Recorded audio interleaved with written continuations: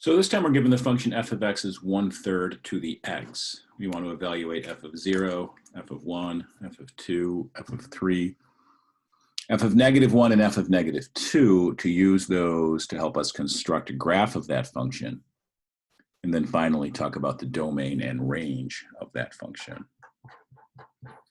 So let's quickly do that. F of x is 1/3 to the x. We want to, again, 0, 1, 2, 3, -1, -2.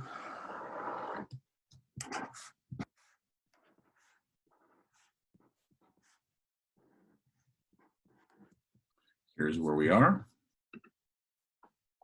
So that's our x, and that's our f of x, which equals 1/3 to the x. 1/3 to the 0 is 1.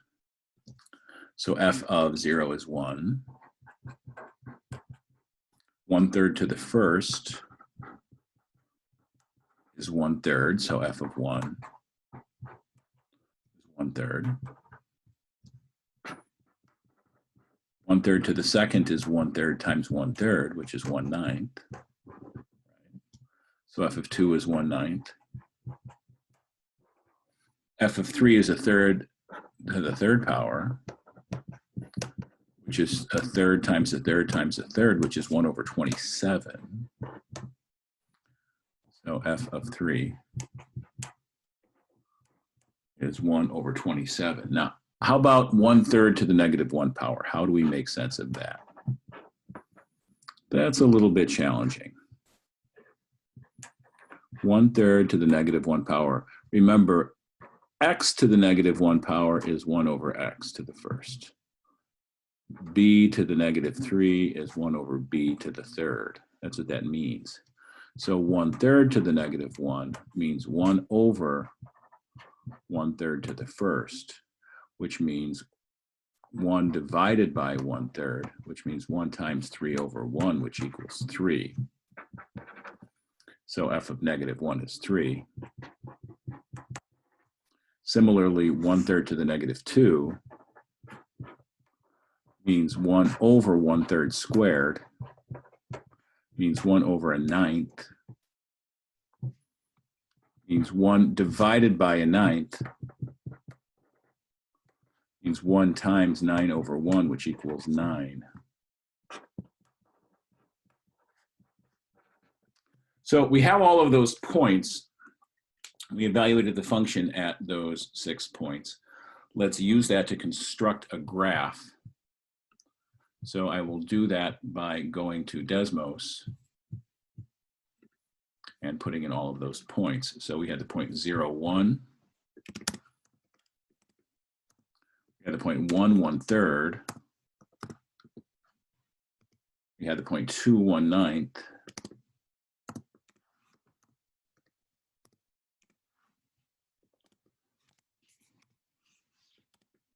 At the point 3, 1/27.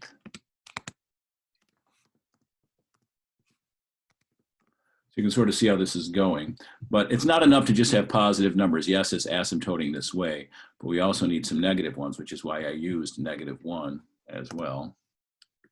-1, 3 is here, and -2, 9 is here. So if you were drawing this by hand, we have a horizontal asymptote this way. You may think you have a vertical asymptote, but the fact is it keeps growing. Right, -2, 9 is over here, and -3 would go up to 27, -4 would go up to 81. So it just keeps growing and growing and growing and growing. So with that, I can go ahead and graph it on Desmos, have Desmos connect those dots for us. But if you're doing it by hand, hopefully you can see how that process is going to work. And you can see there we are. Now, we've got our points. We've got our graph, a horizontal asymptote at y equals 0. Now, what was our question? The next thing that we needed to ask was, what's the domain and what is the range? So it's helpful to look at the graph to identify that fact. Domain, what are the x values I could use? Well, certainly the x values get as big as you want. 1/3 to the 11th, 1/3 to the 12th, 1/3 to the 100th shows up. But so does 1/3 to the -10. It's a very large number, but it continues. I mean, we can keep making this bigger and bigger and bigger and bigger. The x values here is -4 and the y value is 118, but it goes as far left as you want.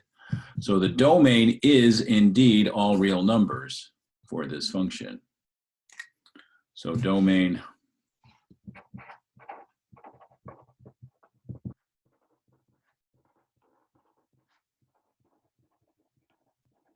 all real numbers. How do we write that in interval notation? Minus infinity to infinity. Those are the x values. Remember, the domain corresponds to the x values. How about the range? What are the y values? How low do the y values get? Y value of 1, y value of a third, 0.111, 0.037, whatever that is.